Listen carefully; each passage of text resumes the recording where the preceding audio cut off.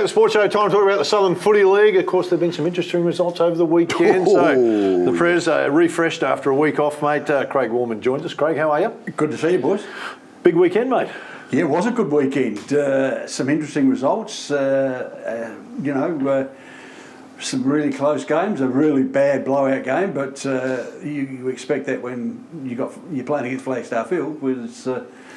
Other than that, no, we were pretty pleased the way it went. Let's get on with Cove first, mate. Your team, it's a thriller. 4-pointer down there.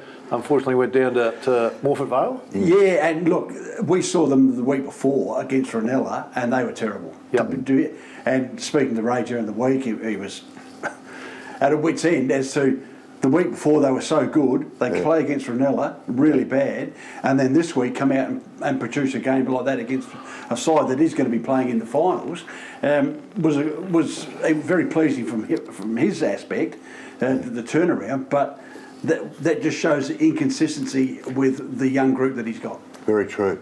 And of course he kicked Ando out of the box as well, so that helps him a little bit. Well, I think that improved things dramatically. Yeah. But the scoreline, I know it's a 5-point game, but 16-12 to 16-7. I mean, it's a high-scoring game. It is those two teams. One guy. Look, it sounds to me like there was only the difference was Carter who kicked 10. Yeah, Blake Carter. And that's probably the difference in the game. Yeah, and Blake's had a really good season. I think he's kicked over 50 goals for the season. Yeah.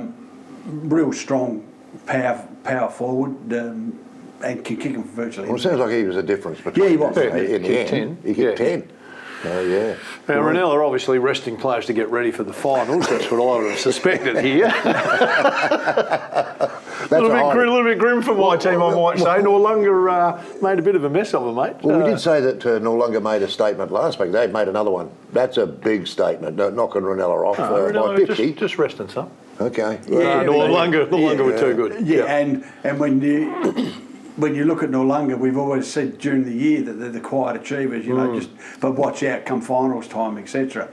Well, they brought in a bloke called Matt Eagles. It's a fair bring in.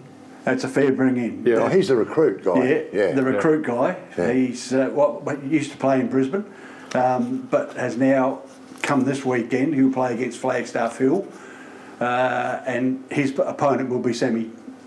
Who kicked another 7? Sammy Jacobs. Kicked another 7. Big Sauce is just cruising along, isn't he? He's everywhere at the moment, Sauce Jacobs. How many has he got? Do you know how many he's got?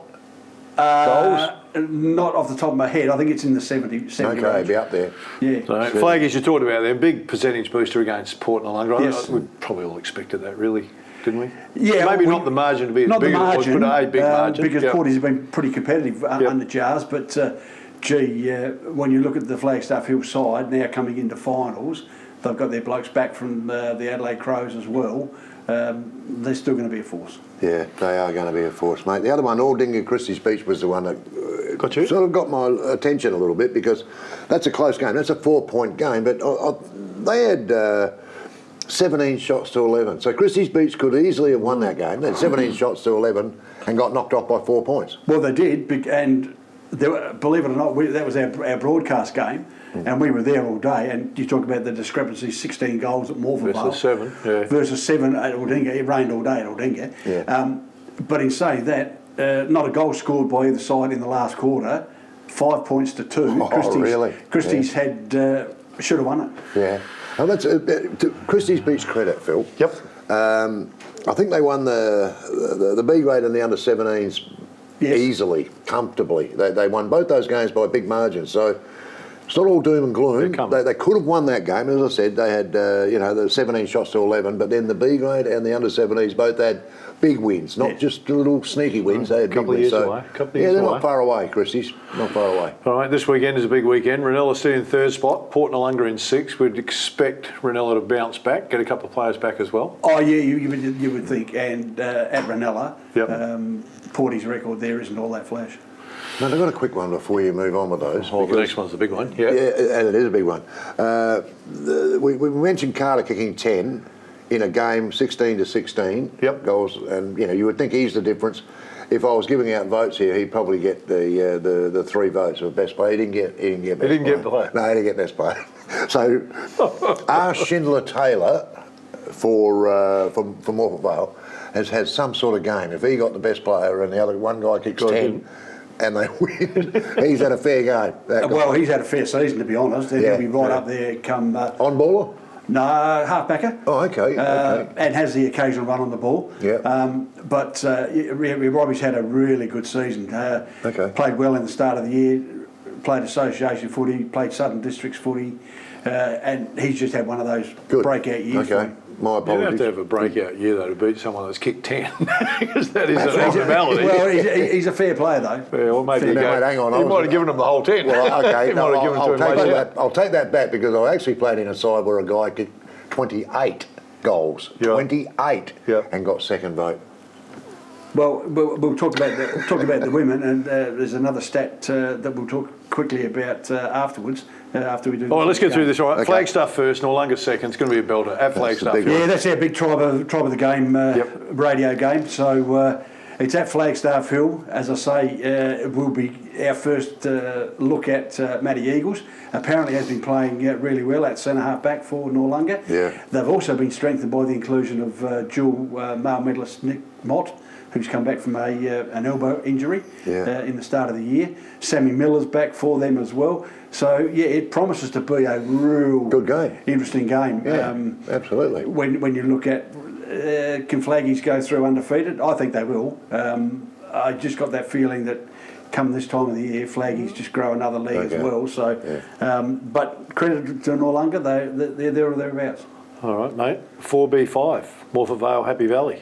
And we'll get to see that again next week. Yep. Because the final five is set. So I reckon Morpeth Vale. Although I did hear a little whisper that their on baller Aidan Baker won't play again this year. He's fractured his hand. So that's a big loss for them. That hurts. Take Coleman back for Happy Valley. So you give Happy Valley a chance, but Morphe's in the last part of the year have been there or thereabouts. Had a good win over Ranella, a couple of others that they're able to nip and get results for, and I just think Morphe's will get them. So we're going to be a close one? Yeah, it'll be close. All right, keep an eye on the goal umpires, mate. Christie's Beach v Cove, 9v7. Well, again, this is a toss of a coin. Christie's have been in most games during the year. Cove, good effort last week. Their form's been reasonable, but I just think, I'll go Cove in a close one. Cove, all right. Quickly, mate, the women's. Yeah, women's. Last Friday night we had Cove playing Hackham, and Jamie. belted them. But Jamie Neurup, it was her 50th game for the Cove Football Club, and she won a premiership at North Adelaide a couple of years ago. Yeah. Kicked a lazy 13. A lazy 13. They belted them, I saw that. Well, I did see a that. lazy 13 for Jamie. So yeah. Was she best on ground? I think she might. Yeah, she might have been. Okay. I'm just trying to back you up here, mate. I'm trying to help you out a little bit. Hey, as always, mate, it'll be a great weekend down there with the Southern Footy League. Get down there and support your teams. Stay with us. Still plenty to come.